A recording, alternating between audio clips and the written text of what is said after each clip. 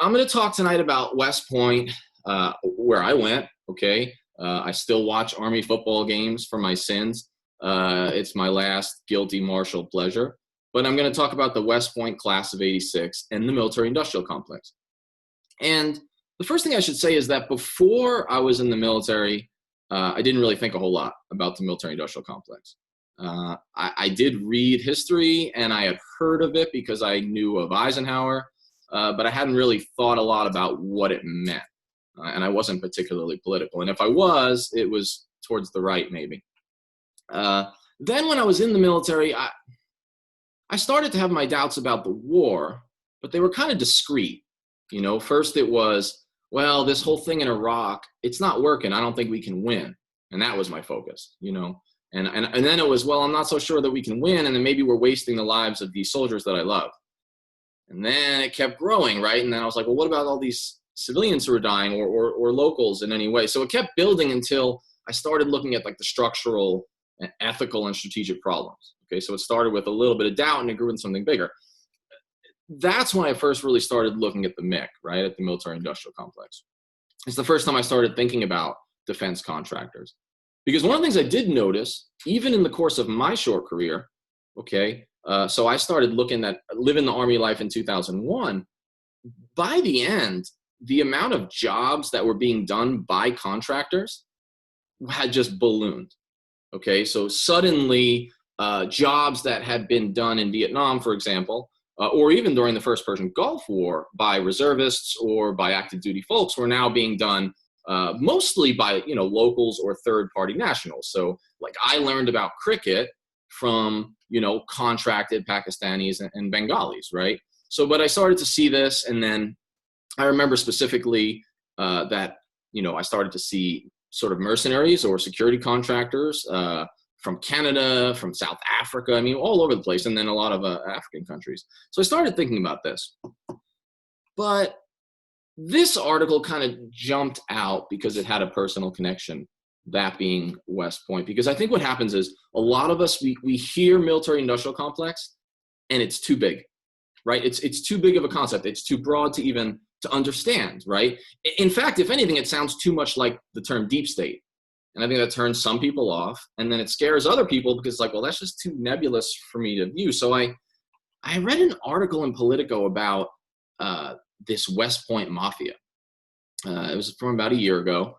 And someone in Politico, it was a pretty good article, okay, wrote that these guys, okay, the class of 1986 West Pointers, he lists out a couple of these guys who were in the Trump administration. Now, two of them you know very well because they run diplomacy, ostensibly, Mike Pompeo, and defense, right, Mark Esper, both class of 1986. So I read this article, and it struck me. And I said, I wonder who else from their class maybe isn't just in the administration, but is just, you know, sucked into the military-industrial complex, embedded in at some other level. Well, what I found in my too extensive research was shocking, okay, even to me. Now, most writers will tell you you're not supposed to go in with a thesis. But most writers are liars, okay? So people do go in with a thesis. They're looking for something. Now, you try to maintain some objectivity, but the reality is we all have a position. My point is that I went in looking for connections, and I was blown away by what I found. I didn't expect it. I didn't know it was going to balloon. I'm going to talk a little bit about that. But the striking part here is, you know, this isn't a unique class per se. This isn't a unique phenomenon per se. If anything is unique about the class of '86, it's the volume. Okay, and I'm going to talk about that. So, for example, Congressman Mark Green from Tennessee. Okay, he's a prime member of the West Point Mafia. That's what they call themselves, by the way. That's not what Politico calls them. They call themselves the West Point Mafia. And I'm going to describe who they are. Now, first of all, to back up, when I was a cadet, people who gave their little cliques nicknames and like had the self-righteousness and self-importance to use that term, we called them tool bags, okay? We would make fun of them and they didn't get invited to weekend parties in New York. All right, but these guys have the temerity to call themselves that. And I think that's striking. I mean, it's a joke, but it tells you something about these folks. So Congressman Green, who is the lead West Point class of 86 guy in Congress, okay, Republican from Tennessee, he, spoke on the floor of the House, and he bragged that I believe there are 18 generals and 22 CEOs of major corporations, as he described it, just in his class, okay, class of 86. Now, most of these guys are out of the military, and women, but mostly men back then. But there are some who are still in. The thing that I'm going to demonstrate is how systemic this is, and how Pompeo and Esper, because of their power and position, are very important. In fact, in some ways, they're the most important. But the real story is the names you never heard of. Okay, and they're in my article, and I don't always use their names. I sometimes do, but if you click on a link, the names are, of course, there. The real story to me is the second tier. Okay, it's the retired colonels or the guys who got out of the Army after 5 years, and then they went into the MIC. All right, they either went into defense contracting or consulting or something like that, but they all maintained connections.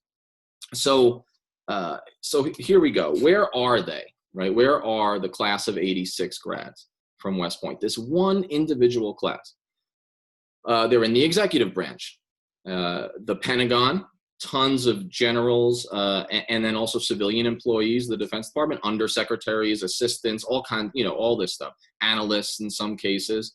But of course, they're in the White House, right? In the case of Pompeo, and they're definitely over in the Pentagon, where Mark Esper is at the head. But they're also in Congress, and Green is sort of the head guy on this, and I'm going to get into him.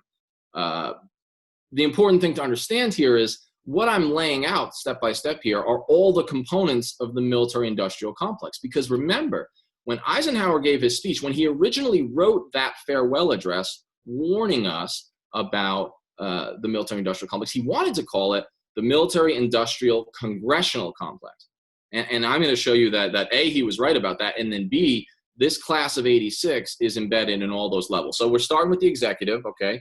And then we went to Congress, and I'm going to show you more about that. And now here's the industrial side, right? Although since our economy has changed, with the exception of defense industry, there's not a whole lot of industry per se, but we're talking general corporate stuff. So where are they? They are in defense contracting. That's the obvious stuff. They're in big pharma. A lot of them are in big pharma, big finance, and then security consulting. Huge numbers in security consulting. A very nebulous thing, but I'm going to show you some interesting things about that. And then there's the lobbyist side. Okay, so these are the ones, selling their wares. And don't worry, there are class of 86 folks on the buying side. Okay, so there's people in every single area. All right, so let's break it down just a little bit, and I will keep it brief. There's the executive big dogs. So there's my nemesis, Mike Pompeo. I don't think he cares much about me, but as some readers may have noticed, I've been kind of on going after him a little bit. And I think that's important because I really truly believe he's the most dangerous man in this administration. Okay. Trump is a problematic individual on just about every level, including temperament, intelligence, and all of it, and ethics. But it would be a mistake, I believe, to focus on him telling us to inject bleach or whatever into our veins at the expense of focusing on the savvy one behind him, Mike Pompeo. Now, that's not to take any responsibility away from Trump. He is ultimately the decider, but this is systemic, and Pompeo is very dangerous. He is dangerous because he is an ideological zealot in his militarism, in his religion. Okay, if you look at some of the speeches he's given, particularly anti-Muslim bigotry, and the shows that he's gone on in the past when he was in Congress and before. So this is a zealot on a number of levels, but he's also savvy, and that's what makes him dangerous.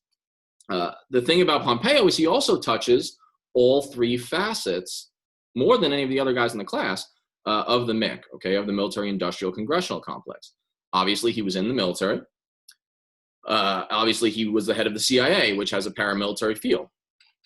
In industry, he started out leaving the military and opening a military-industrial complex affiliated Thayer Aerospace company. Thayer Aerospace is named after the father of West Point, Colonel Sylvanus Thayer. Okay, it's a family matter, this whole thing. You're going to see that. How did he get the money to start, Thayer Aerospace? Well, it was Koch seed money, Koch brothers. Okay, and where was the headquarters of Thayer Aerospace? And where did Mike Pompeo later jump into the other part of the industrial complex? Congress. Well, he did it from Wichita, Kansas. And that's where the Kochs are. So you start to see this connection. So then we have to go to Mark Esper. Okay, so we got Mike, and now we got Mark. Mark Esper heads defense. Very relevant to what you guys do. Of course, he is a long-time lobbyist for Raytheon. And this is important because not only is he the head of what I believe was the third largest defense, contractor in the country before it had the big merger, but he rebutted and sort of revolted against any attempts to get him to meaningfully disassociate himself from Pentagon business that dealt with Raytheon. In fact, he had a pretty rough exchange with Elizabeth Warren from Massachusetts, right? And you could watch that on YouTube. Of course, even if he did play nice, it is exceedingly difficult for a Secretary of Defense to not, in some indirect way or rather direct way, be affiliated with decisions that affect Raytheon. So dug in is Raytheon to what the military does. I would argue that Esper is the polite establishment alternative to Pompeo, but he is a hawk. His record has shown that, and he is very establishment, and he's clearly not going to question the empire in any real sense. He's shown nothing about that. Now, we move on to the lobbyists. Who introduced Mark Esper to what I'm sure is his lovely wife? David Urban. And David Urban is an important lobbyist. He is from Western Pennsylvania as well as Esper. When they were cadets together at West Point, they used to travel home together on leave. Urban was an early supporter of Donald Trump when no one thought he could win. He ended up helping to run his campaign in Pennsylvania, the key swing state, right? One of the key swing states that gets him the win. Well, what does Urban do? Well, he's the perennial insider. He runs ACG Consulting. The clients of ACG are 7-Eleven, which would just be mildly interesting if it wasn't run by a class of 86 guy as the CEO. But most importantly, it consults and it lobbies for Raytheon and Lockheed Martin.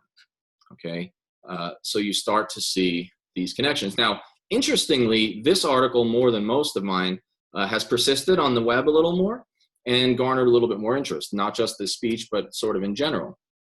A reporter from Bloomberg reached out to me who is doing, I don't know if it's exactly a follow-on article, but a build-on article to what I wrote, specifically focused on the Urban-Esper connection regarding Lockheed and some of those deals, as well as Raytheon. So this is getting attention elsewhere. All right, so just kind of bringing it forward and getting to Q&A. We talked about how Mark Green, representative from Tennessee, is on the Hill. He's a big champion of the class, always bragging about the class of 86. He helped shield Trump from impeachment on the House Oversight Committee. And then he almost became Secretary of the Army until some controversy surrounding some, mild comments that he made that, transgender is a disease. Okay, so he didn't make it to Secretary of the Army, but he is still firmly entrenched in Congress.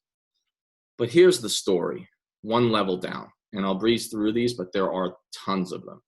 The names you'll never hear of, like the retired colonel who left their 32nd Army Air and Missile Defense Command, and the next day went to work for Lockheed, doing what? Working on their THAAD, their theater area, air defense system, with a specialty in the Kingdom of Saudi Arabia, where he's actually was in charge of that program. So he leaves a job in air defense and moves to selling the systems, right, back to the military and advising.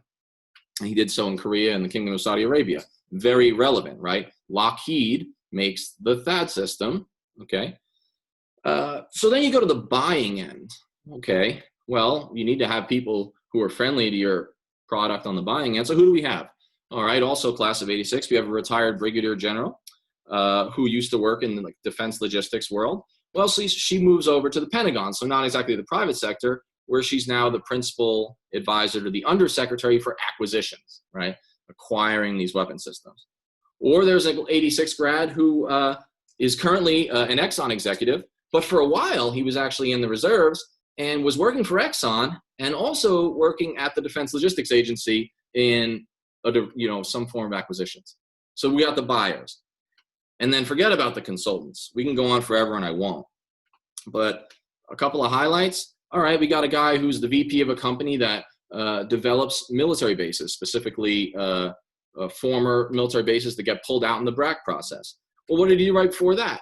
Well, it's easy. He consulted the government of the United Arab Emirates, which, as you guys know, in 2019 signed a $1.5 billion deal with Raytheon.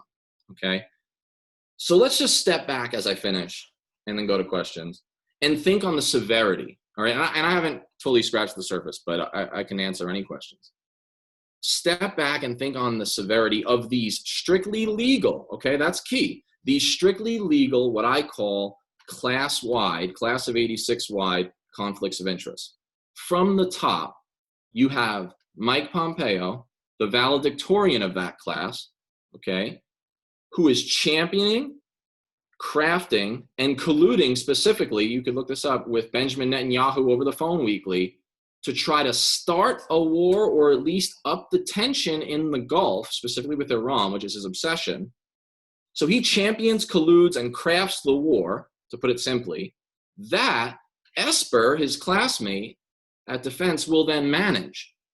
But in doing so, Pompeo, for example, and then others, it's not all Pompeo, catalyzed the demand within the Gulf, I mean from the Saudis and the Emiratis, for what? Well, what do they want? What's streaming into the Gulf right now?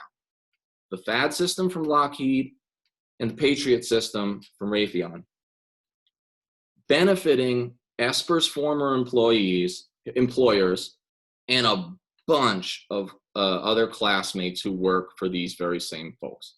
So, is the point that these are evil guys, that West Point's an evil institution, or even that everyone who, is from the class of 86 is a bad fellow? Well, absolutely not. I mean, on a personal anecdotal level, General Eric Wesley used to be my brigade commander, and I found him to be an exceptionally competent and empathetic guy. And there's probably a ton of names you've never heard of who are wonderful people. And it's not even exactly a criminal conspiracy, because much of this, like I said, is strictly legal. And what I think it shows, more disturbingly, is a system operating as designed. Okay, a rotting system, a venal system that's operating as it was designed. And there's a disturbing mismatch. So the class of 86 isn't evil, not all of them. West Point's not a horrible place, good people and bad people who come from there. It's structural problems. And the mismatch, though, is that I've uncovered scores of super wealthy and influential folks who are profiting from and championing militarism. And I found zero, okay, who are from that class publicly working in any dissenting format. That's a gap. That's disparity. That's the sort of disparity that matches our wealth disparity in this country. Now, of course, there is an exception I should mention. A woman who was an 86 grad, who became a philosophy professor. And she's not exactly a public dissident, but she does question some of this. She's the only one I found. She stayed in the Army for like 17 years or something like that, right? And then when she was just about to retire, all right, get her 20 years in, she's getting there, 2 or 3 or 4 more years, she got kicked out because she was found to be homosexual, okay? So there is a gap here. There's some striking stuff. So you've got scores of people working for war and profiting from it, and then how many dissenters? Maybe that's common, but it's disturbing. Finally, I think there is an ethical side to this, though. There is something obscene about this amount of folks who know each other, or who are classmates, who have a professional and pecuniary interest in forever war. That's demonstrable. They need the wars to continue to ensure profits and professional advancement. And what's obscene about it is those wars will inevitably, already are, but will inevitably kill future graduates from the institution that they laud and the institution that they constantly brag about and wear on their chest, okay, as a professional resume, as justification for their position. This, like in El Salvador, as I mentioned in the beginning, is an oligarchy at work. If the system is this broken, then it's going to have to be stopped from the outside, from the kind of work that you guys are doing. And with that, I will stop and go to questions, and looking